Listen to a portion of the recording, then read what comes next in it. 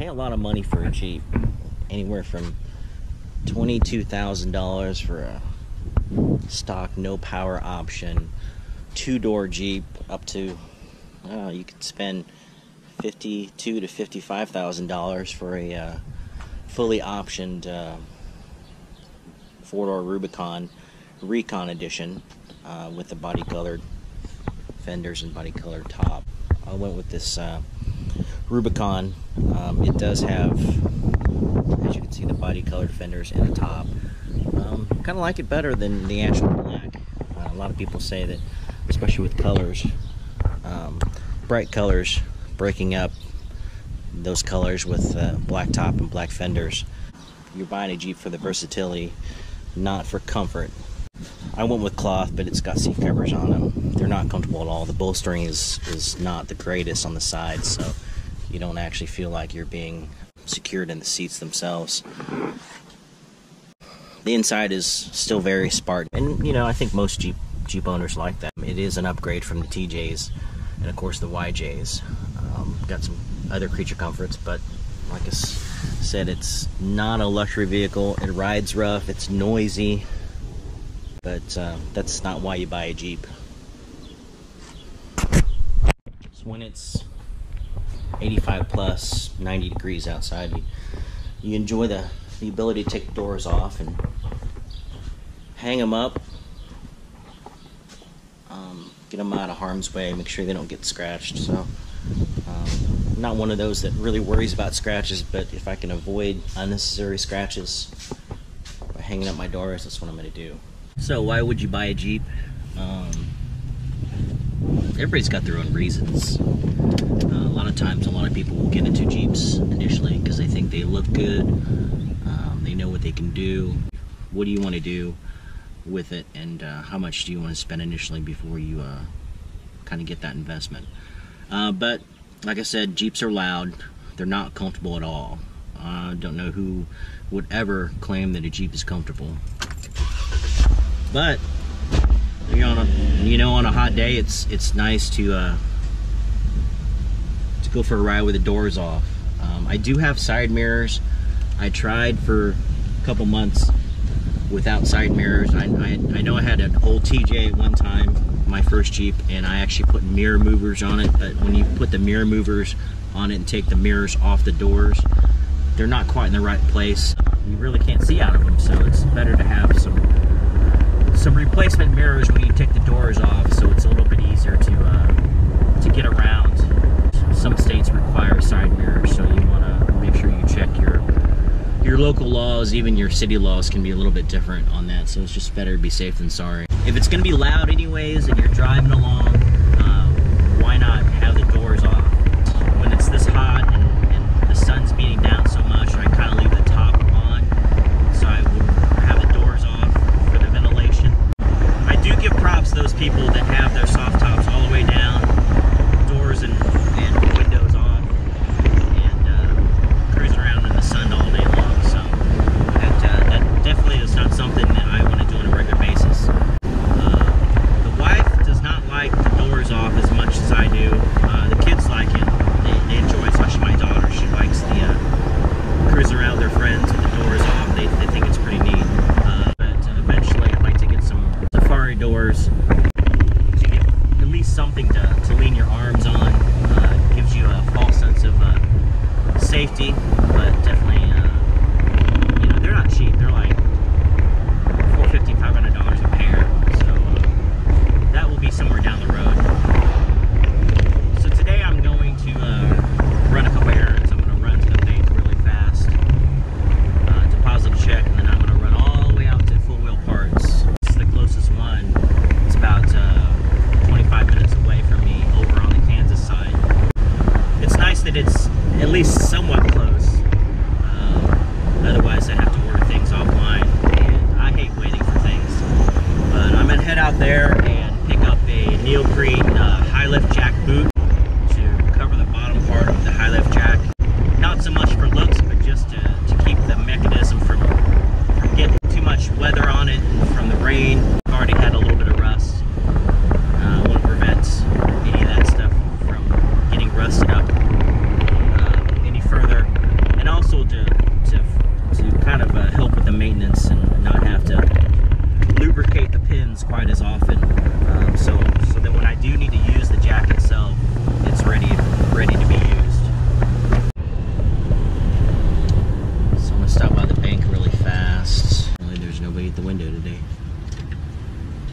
why, but see how long it takes before somebody notices me.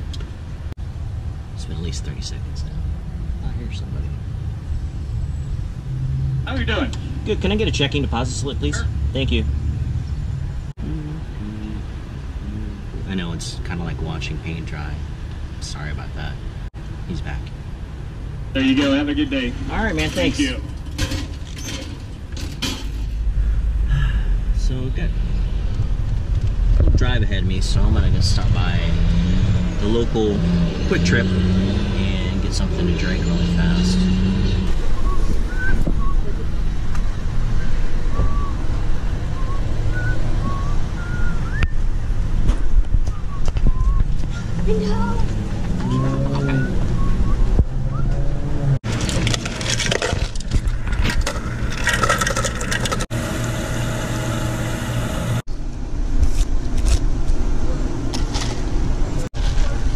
It's chilly.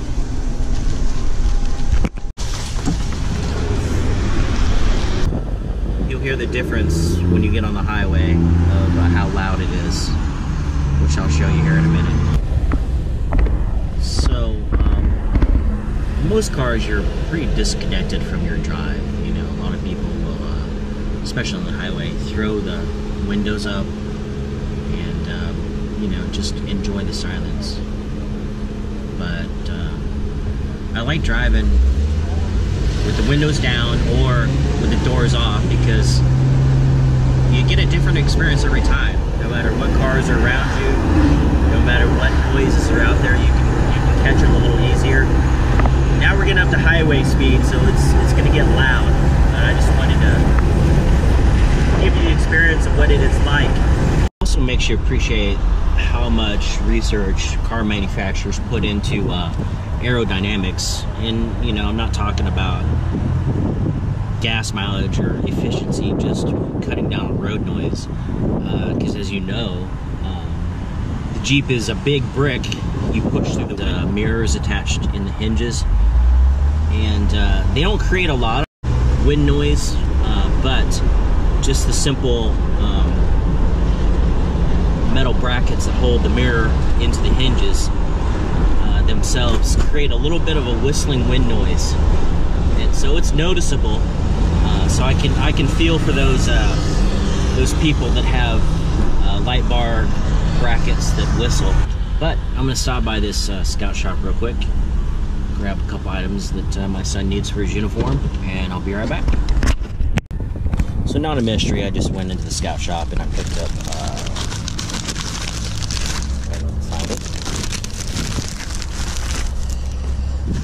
his life patch as well as his pin. So we needed to get both those to get it on his uniform. I think the troop is going to give him a set, but I haven't received them yet, so I wanted to pick those up real quick since I was out this way. One thing to note in a Jeep with the doors off, it's kind of like in a boat. You need to batten down the hatches. Anything that you don't want flying out needs to be actually secured or put away. Heavier items don't seem to actually matter. They will stay put, especially in the footwells. If you have like takeout food or something like that. But as you can see here, my seat cover has come up, so I got to secure that back down later. But heavier items seem to be okay. Plastic bags will eventually fly out, so you don't want to litter. So you want to make sure that you do a double check, triple check before you leave, because it doesn't matter what it is, it's going to fly out eventually. But anything in this area, unless it's paper or plastic, will stay put. Anything, especially in the top tray, anything up there will stay put as long as it's not paper or something really lightweight. But everything else needs to be secured. Off to 4-wheel parts. So the great thing about 4-wheel parts that I like is that it's dedicated off-road 4x4. They do a lot for trucks, but they do have a good emphasis on Jeeps. So they do a pretty good job. You can get pretty much all your stuff there. Kind of like Quadratech, but their website is definitely not near as organized as Quadratech's website, which is a shame. So you got to do a lot of searching for things on the website. The stores themselves don't seem to carry a lot of things on the shelves. I want to say that if you order something to be picked up in the store, I don't know why you want to drive all the way out here to pick it up instead of having it delivered to your house. But if you chose to do that, I think within 1 to 2 days of your order, it'll get sent to the store for you to pick up. So, for instance, if you order something large like bumpers or, you know, rear tire carrier, something that you don't want to get banged around or sit outside for a couple days if you're traveling and you want it sent to the store, they can do that, and it gets there pretty quickly, so it's kind of nice. Just like any off-road parts store, they also have a service department where they can install your equipment for you for a fee, and you know they're pretty reasonable. I think it's $95-100 an hour. I don't know if you think that's reasonable, but if it saves you a little bit of time and energy to have them installed, there's no shame in paying for your stuff to be installed. You know, sometimes time is more precious than the money you save by doing some of the install yourself. So I've installed most of the stuff on my Jeep by myself, but there are certain things that could not be done, at least on my own. I'm sure I could have found some buddies to help me with a lot of it, like installing the seat gussets or the inner axle sleeves. A lot of that comes down to having the right equipment to do it correctly. So yeah, a lot of that stuff was done by myself, but some of that stuff had to be done in a shop. Sitting next to some guy in a Nissan 350Z next to me, and he's got a little fidget spinner he's playing with. So you're never too old to play with toys, apparently. So it's just kind of funny. Looking over, he's got a little fidget spinner he's playing with while he's waiting at the traffic light. It is a 370Z. Real quick before we get in there, I'm pretty sure they're not going to let me record while I'm in there. So they do have what I would call a wall of shame up there. All of the wheel selections that they have. A lot of them are deep dish, a lot of them are 18 to 22 inch rims. But you know what? That's kind of what sells. They sell a lot of parts for lifted trucks, and people like to put that crap on lifted trucks. If they think that looks good, that's fine. There's a lot of chrome too. There are a lot of people that are really big into chrome accents. Chrome wheels, chrome inserts, chrome on the inside.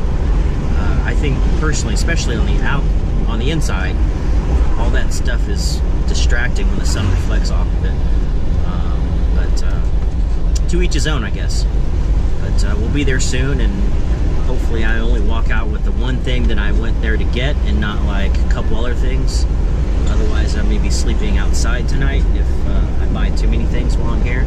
But it's a great store. It's hard to pick just one thing and stick to that, but that's the game plan. We'll see if it happens. So here's an example, backed up in full parts, of a Jeep that is just ridiculously ugly, in my opinion. It's got the bigger, probably 22-inch rims, definitely street tires on there. It's got the low-hanging steps, some plastic cowl covers. I don't know, just don't like it. It's got the beaver step back there in the back. He's upgraded the fender flares to plastic rivet style flares, which personally I don't understand why you would actually buy another pair of plastic fender flares. It doesn't actually make it, I don't know, Oh, he's got some custom leather seats. This is what I was talking about. This is what I call the wall of shame.